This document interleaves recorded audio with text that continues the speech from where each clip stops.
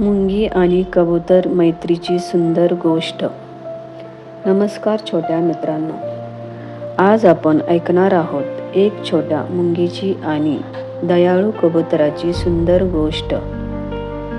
एकदा काय झाले, एक छोटी मुंगी पाणी पिण्यासाठी नदीकाठी गेली. अचानक तिचा पाय घसरला आणि ती नदीत पडली.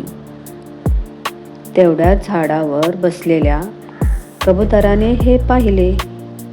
त्याने लगेच झाडाचे एक पान तोडून नदीत टाकले. मुंगी त्या पानावर चढली आणि सुरक्षितपणे किनाऱ्यावर आली.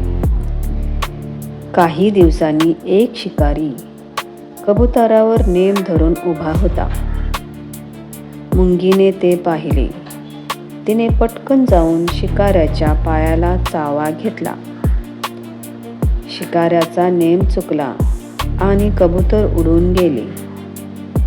कबुतराने मुंगीचे आभार मानले. दोघेही आनंदाने आपल्या मार्गाने निघून गेले.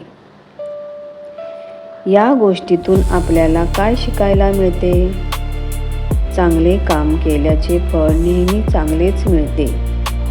एकमेकांना मदत करा आणि चांगले मित्र बना. जर गोष्ट आवडली असेल तर व्हिडिओला लाईक करा, शेअर करा आणि अशा छान गोष्टीसाठी चॅनलला सबस्क्राईब करा. धन्यवाद. पुन्हा भेटू एका नवीन गोष्टीसोबत.